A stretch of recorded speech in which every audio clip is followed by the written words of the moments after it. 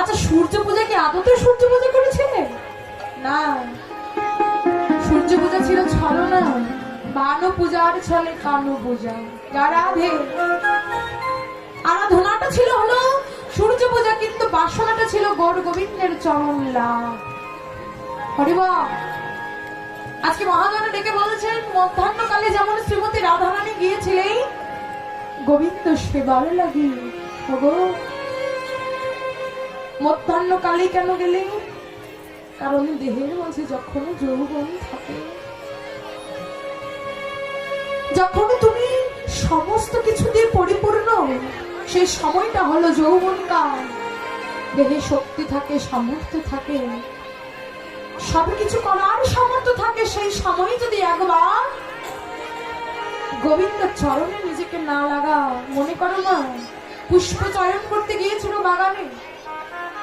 আচ্ছা বাগানে তো অনেক ফুল ফোটে বাবা, আচ্ছা সব ফুল কি গোবিন্দ সেবায় লাগে? লাগে লাগে না।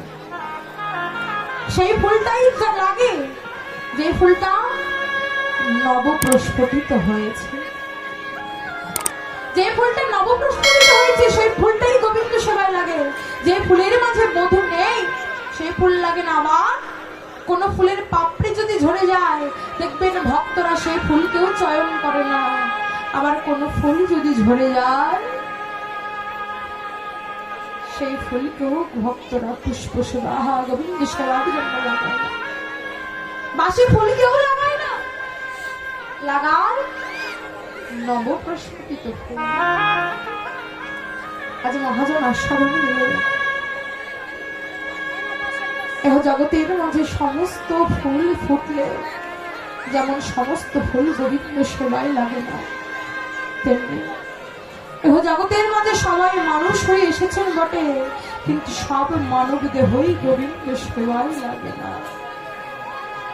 সব মানব দেহই গোবিন্দ সেবায় লাগে না। রাধে বলছেন গোবিন্দ সেবায় যদি লাগাতে চাও একবার সকাল সকাল ভজনের পথে যাও। সকাল সকালে যদি কেউ ভজনের পথে যেতে পারে, অনেকের যৌবন কালে যেতে যেতে হয়তো কৃষ্ণ প্রাপ্তিও হয়ে যেতে পারে। সকাল সকাল লাগাও, সময় চলে গেলে আর হবে না। রাধে শ্রীমতী রাধারানী তাই মধ্যাহ্নকালে সূর্য পূজা করে আমাদেরকে জানান দিলেন, গো যদি করিতে হয় কৃষ্ণ ভজন, দেহে যৌবনে থাকিতে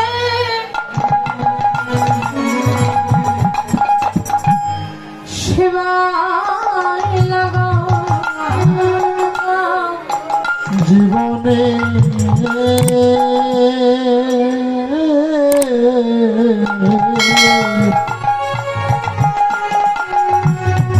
সময় থাকতে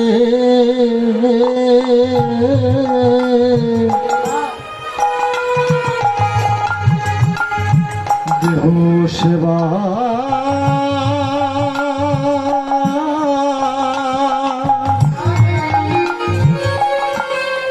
সেবায় লাগা। দেহে যৌবনে থাকিতে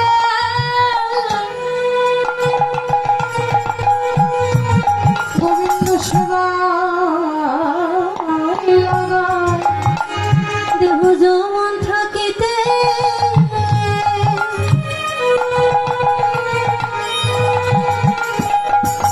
এই সেবায় লাগাও। তাহলে যাদের যৌবন চলে গেছে ভাবার কথা, তাহলে যাদের যৌবন চলে গেছে তাদেরকে হবে না? আরে বাহ, কি মা, আমরা তো এখানে অনেকে আছি যাদের যৌবনটা চলে গেছে, বৃদ্ধের বয়সে আমরা ঢুকে গেছি, তাহলে তাদের কি ভজন হবে না? আচ্ছা মহাজনে তাও আস্বাদনে দিলেন, এই যে মানে শিশুকালে হলো না, যৌবনকালে হলো না, তাই বলে বৃদ্ধকালেও ছেড়ে দেবো যে আর হলো না, কি হবে? এই জন্মে আর হলো না তো পরের জন্মে দেখা যাবে যদি বাবার মনুষ্য হয়ে আসে। ওরে এবার প্রাণটা চলে গেলে তুমি কোন কুলে জন্মগ্রহণ করবে তুমি কি জানো? প্রাণটা চলে গেলে কোন কুলে জন্মগ্রহণ করবে তুমি কি জানো?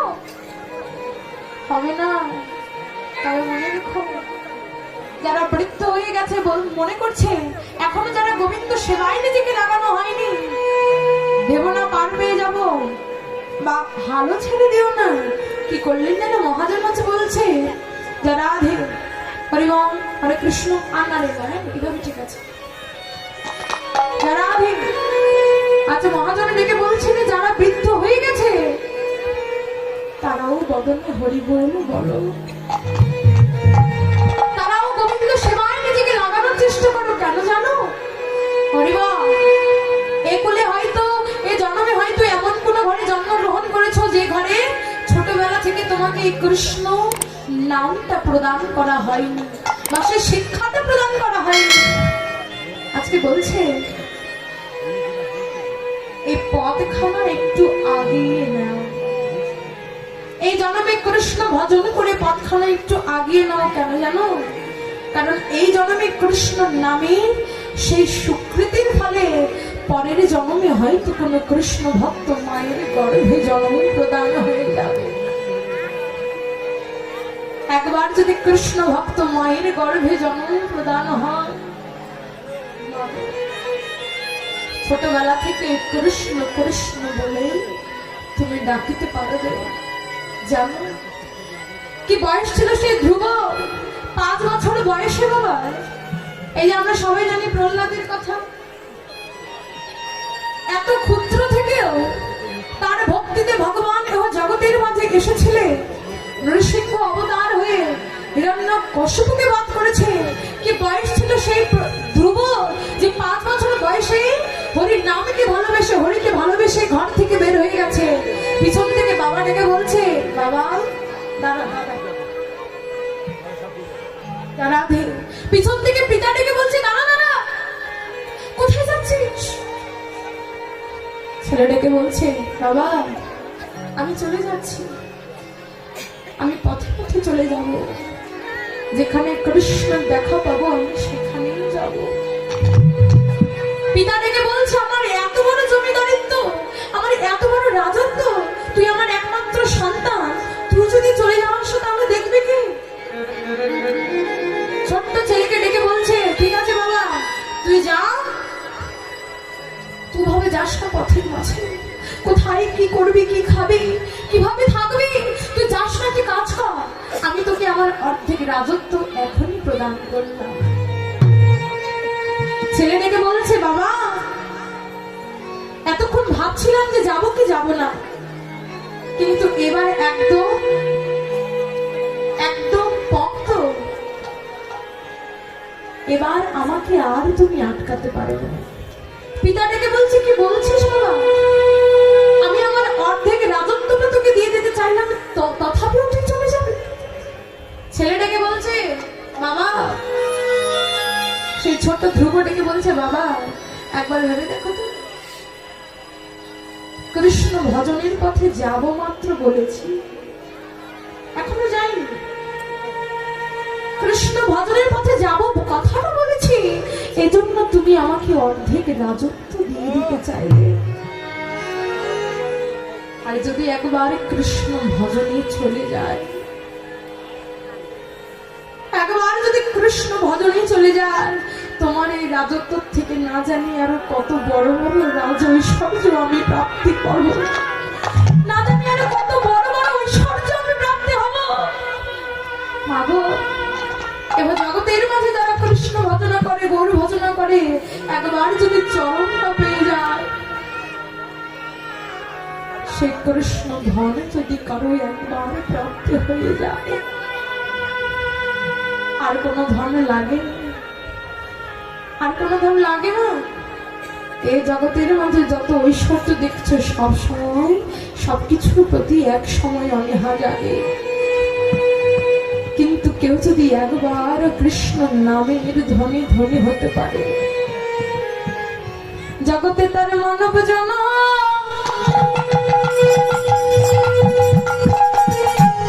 ধন্য জগতে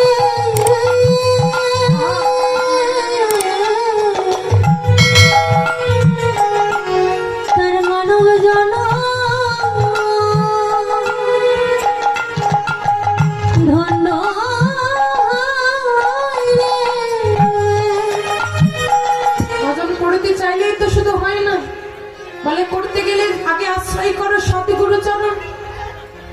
নয়, সদ্গুরুচরণ আশ্রয় করে হৃদয়ের মাঝে জ্ঞানের শিখাটাকে প্রজ্বলিত করে ওই চলে যাও ভক্ত বৈষ্ণবের লজারে, চলে যাও সাধুগুরু বৈষ্ণবের বাজারে। কেন? ভগবান সদা সর্বদা বলে গেলে সঙ্গ করিবে, সাধু সঙ্গ করিবে। কেন? সাধু সঙ্গ সর্বশাস্ত্রে কয়, লবা মাত্র সাধু সঙ্গ সর্বপাপ হয় ক্ষয়। সারা জনম এত অপরাধ করেছি, এত পাপ কাজ করেছি, এগুলো যদি খণ্ডাতে চাও, এমন বৈষ্ণব সঙ্গ সাধু সঙ্গ ছাড়া গতি নেই। এই সাধু সঙ্গের লোভে আমরা ছুটে ছুটে এসেছি, এমন ভাবে পড়ে পড়ে থাকি ঘন্টার পর ঘন্টা। ভগবান রেখে বলছিল চরণে হাত দিতে কখনো দ্বিধা করবে না। কেন? কারণ এভাবে চরণে হাত দিতে দিতে দিতে দিতে যদি একবার কোনোদিন তোমার শুদ্ধ বৈষ্ণবের চরণে হাতটা পড়ে যায়, একবার যদি বৈষ্ণবের চরণে তোমার হাতখানা পড়ে যায়, সেই বৈষ্ণবের চরণ ধরিতে তোমার এ মানব জনম ধন্য হবে।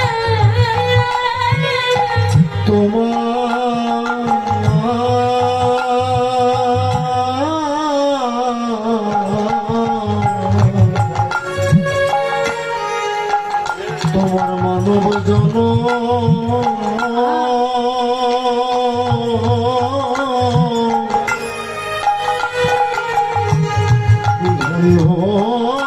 হবে।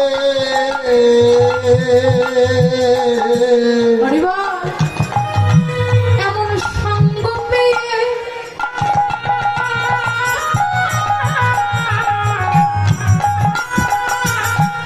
সঙ্গ হারিও না গো। এমন সঙ্গ আজ আমরা পেয়েছি, এমন সঙ্গ আজ আমরা পেয়েছি বাবা। কে বলিতে পারে? আমরা অনেকে দূর দূরান্ত থেকে এখানে কীর্তন শুনতে এসেছি।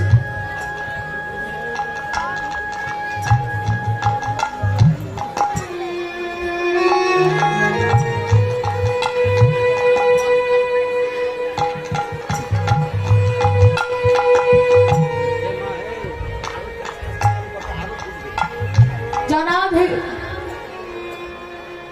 এমন সঙ্গ আজকে আমরা পেয়েছি। দেখো কত শত ভক্তগণ দূর দূরান্ত থেকে ছুটে এসেছে।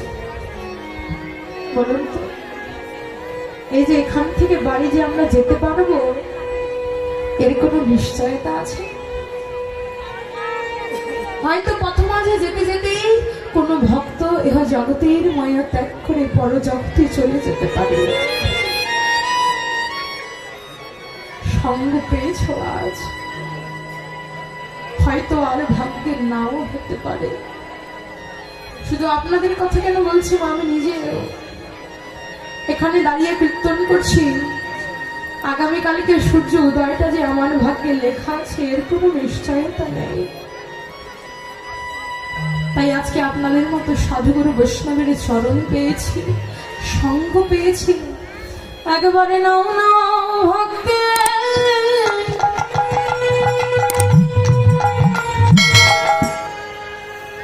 ওই চরণে